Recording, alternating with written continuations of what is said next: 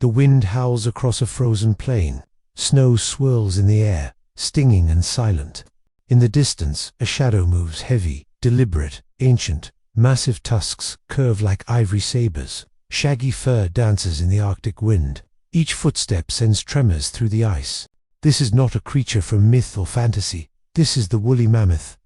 For hundreds of thousands of years, it roamed the vast icy landscapes of Europe, Asia, and North America, towering above men, thriving in the harshest climates, a true titan of the Ice Age. And then, it was gone. But unlike the dinosaurs or the marine reptiles that vanished before it, the woolly mammoth disappeared only recently. Its bones still lie beneath tundra soil. Its flesh, frozen in time, is still intact. Its DNA shockingly well preserved, which leads us to a question more thrilling than any fossil discovery. What if it comes back?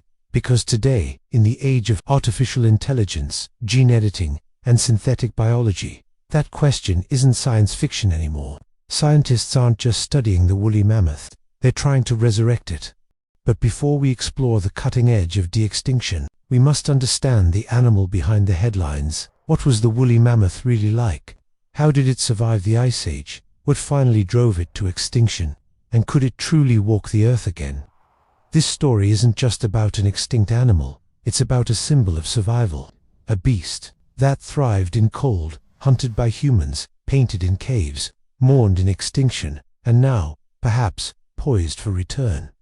We'll follow its journey from icy peaks to scientific labs, from ancient bone beds to genetic frontiers, and we'll begin where its legend truly started, not in labs, but in life. In the bitter cold of the Pleistocene, where tusks clashed, herds moved like thunder, and survival was earned every single day. Step back in time to a world shaped by ice, ruled by giants, and haunted by the possibility that one of them not be gone for good. Are you ready to meet the woolly mammoth? Because its story isn't over yet. Long before the term extinct existed, people were finding signs of creatures that no longer walked the earth, buried in the frozen ground of Siberia, Arctic Canada, and Alaska. People unearthed massive bones, curved tusks, and sometimes something even more astonishing, frozen carcasses, flesh, skin, hair, entire bodies, locked in ice. At first, no one knew what they were. In the 1600s, European scholars speculated that these remains might belong to giants or elephants, washed north during ancient floods. In some regions of Russia, legends spoke of underground monsters that died instantly when exposed to air. These tales came from real events because when a woolly mammoth thawed from the permafrost, its decay was swift and shocking. It wasn't until the 18th century that science began to step in. In 1799, a Siberian hunter named Osip Shuk discovered a carcass along the Lena River. It wasn't just bones, it was an almost intact mammoth, preserved in ice for thousands of years. Word reached St. Petersburg, and in 1806, a Russian botanist named Mikhail Adams led an expedition to retrieve it. What they brought back stunned the world. Skin, hair, tusks, even the contents of its stomach. It was one of the most complete Ice Age specimens ever found. This discovery wasn't just important, it was revolutionary. At a time when the idea of extinction was still controversial, the mammoth became one of the first clear, undeniable examples of a species that had once lived and then vanished. French naturalist Georges Cuvier studied mammoth bones and compared them to modern elephants. He concluded that this was not just a lost population, it was a different animal entirely, a species of elephant. Yes, but one adapted to cold, covered in fur, and equipped with massive, spiraled tusks. Unlike so many prehistoric animals known only from scattered bones, the mammoth's image was whole. Because it wasn't just bones we had, it was skin, organs, even meals still undigested in there. Bellies with the permafrost acting as a natural deep freezer. The Arctic became a treasure trove. Over the next 2 centuries, dozens of mammoth remains would be pulled from the frozen earth. Some still had their trunks, their eyes, their thick coats of brown and orange hair. These weren't fossils in stone. They were real bodies paused. In time, mammoth ivory became a trade commodity. Bones lined museum shelves. And with each new find, the image of the woolly mammoth became clearer. Not just as a symbol of the Ice Age, but as a real, complex animal, one that left behind clues With every thawing glacier, even more astonishing, cave art confirmed its presence alongside humans. In France and Spain, 30,000-year-old cave paintings show mammoths in vivid detail, their curved tusks, humped backs, and flowing hair rendered with surprising accuracy. Early humans didn't just hunt them, they watched them, studied them, immortalized them in ochre and charcoal. Today, mammoth discoveries continue, especially in the Yana River region of Siberia and in the Alaskan tundra. Each year, climate change thaws more of the permafrost, revealing new specimens. Some have even yielded recoverable DNA, setting the stage for an entirely new chapter in science.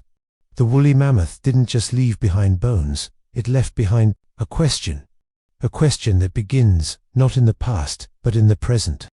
The woolly mammoth was not just a large, hairy elephant. It was an Ice Age specialist, a biological masterpiece built for extreme survival.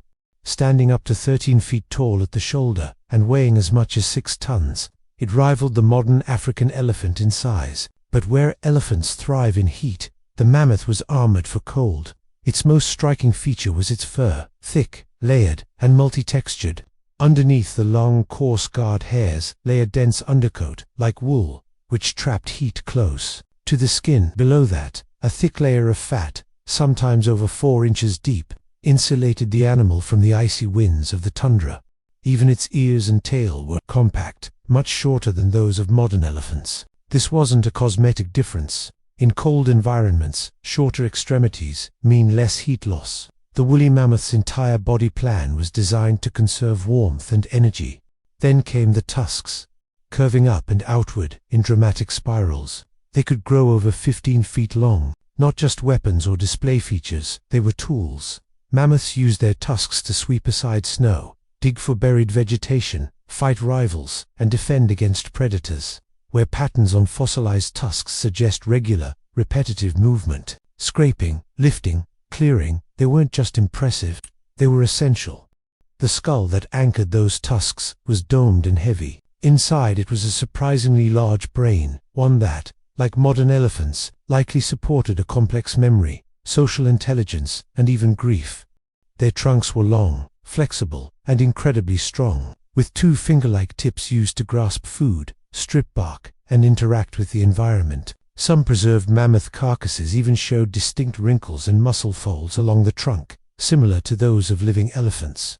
Color wasn't uniform.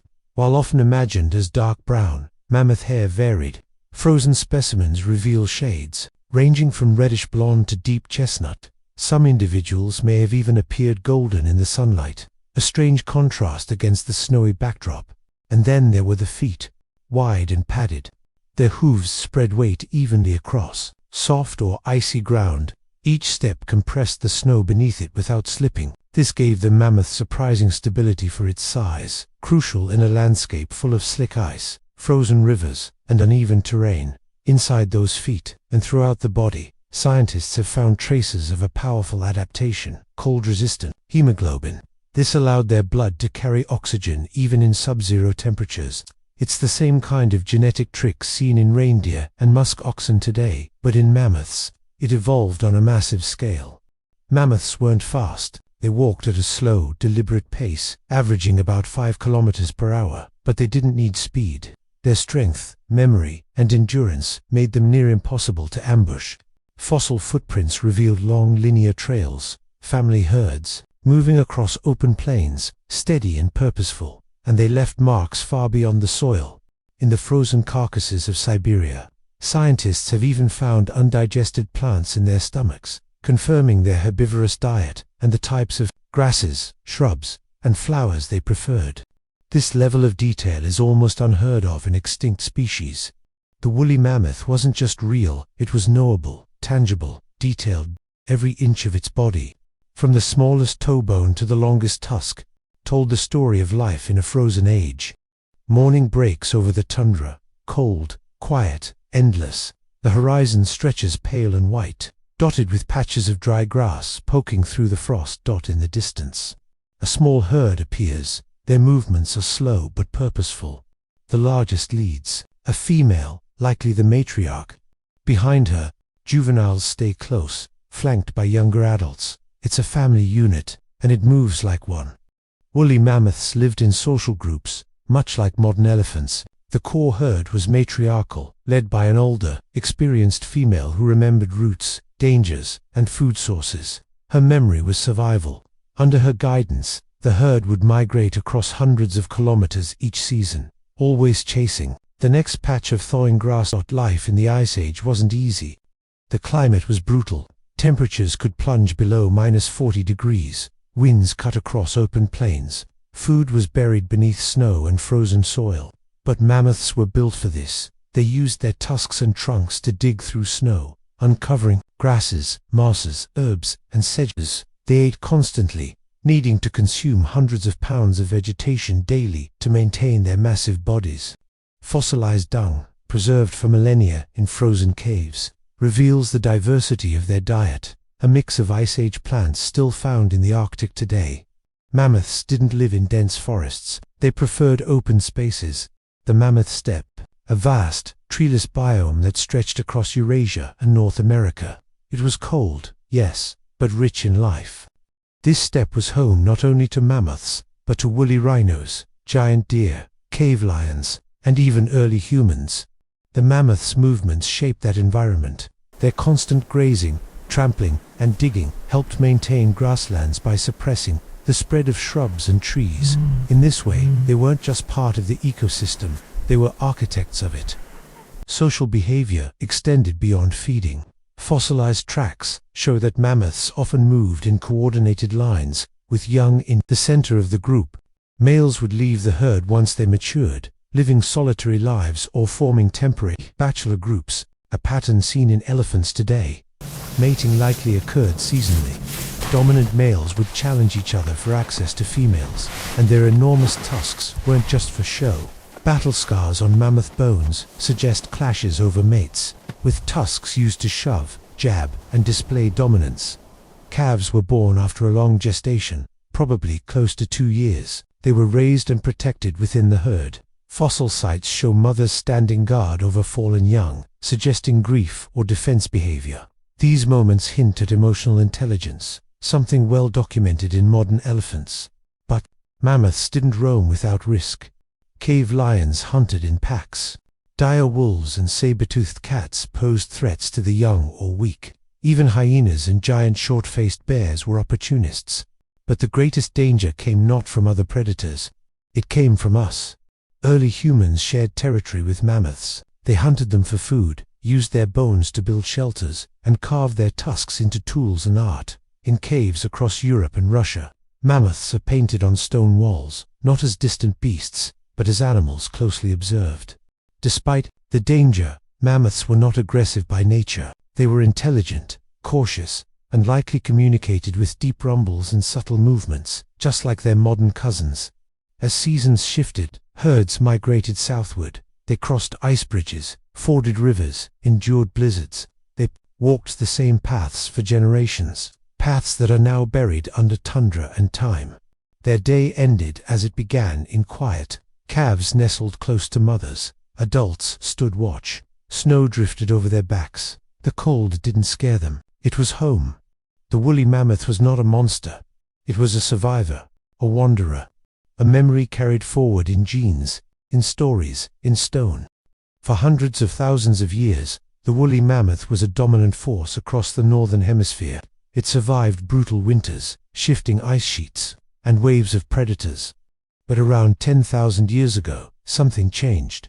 The Ice Age began to thaw. The world warmed rapidly. Forests spread where grasslands once thrived. Rivers swelled. Sea levels rose. The wide open steppe, the mammoth's ideal habitat, began to disappear. Climate change wasn't new to mammoths. They had endured glacial cycles before. But this time, the warming came fast, and it didn't stop. The places they once migrated through were now swamps or dense forests. Their food sources shrank. The ground beneath them turned soft, muddy, unpredictable. They weren't just cold-adapted animals. They were cold-dependent. And they weren't alone anymore.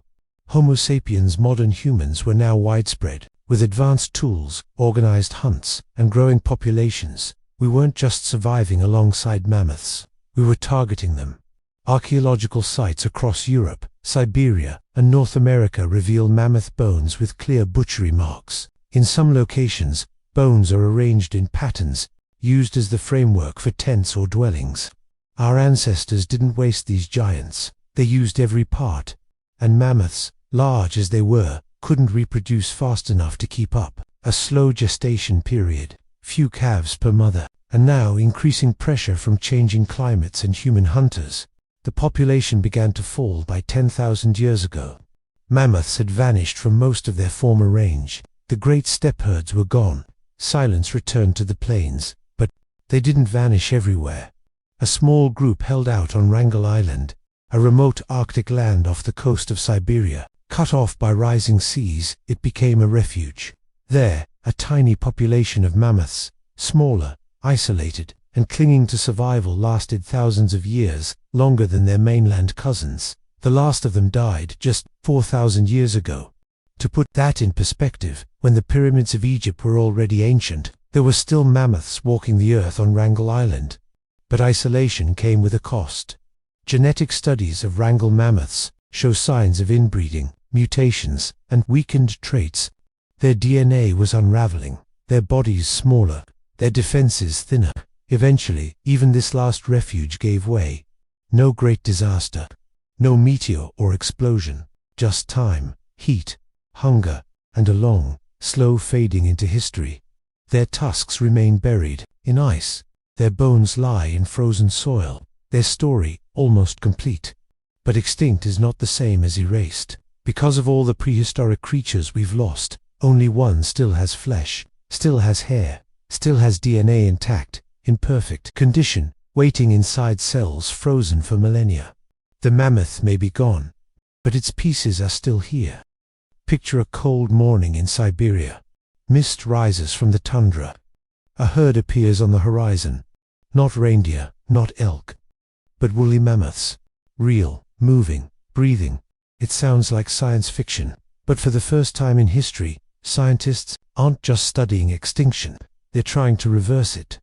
The idea of bringing back the woolly mammoth isn't a fantasy anymore, it's a project. In labs across the world, researchers are working to de-extinct the species, or at least create something remarkably close. Using preserved DNA from frozen mammoth specimens, geneticists have begun inserting key mammoth genes into the embryos of modern Asian elephants, their closest living relatives. These genes affect hair growth, fat storage, blood oxygenation, and cold resistance, the traits that helped mammoths survive in the Ice Age. The goal? To engineer a hybrid animal. Not a pure mammoth, but a cold-adapted elephant.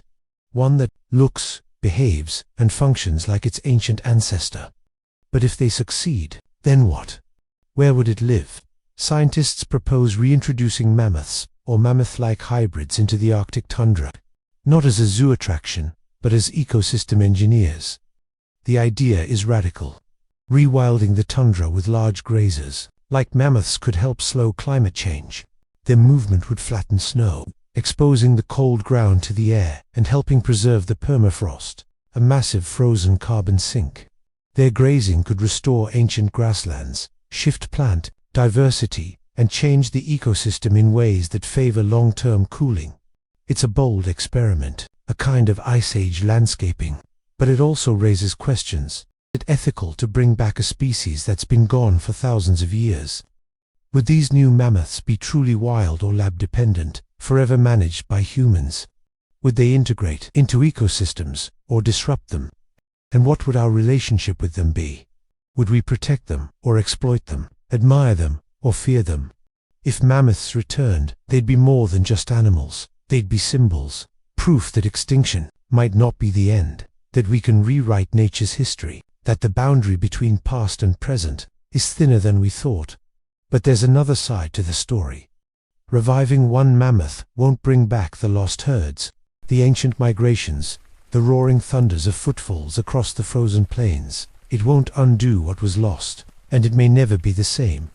Even so, the idea grips us, because mammoths are more than extinct animals. They are memory made flesh. They are history you can touch. And now, maybe, they are the future. In a world shaped by technology, climate collapse, and ambition.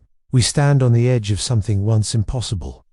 We may be the first generation not only to witness extinction, but to reverse it. And if the woolly mammoth returns, it won't just be a scientific triumph. It will be a reminder that the past is never truly buried, that nature remembers, and that even in the age of machines, a giant from the Ice Age might still walk again.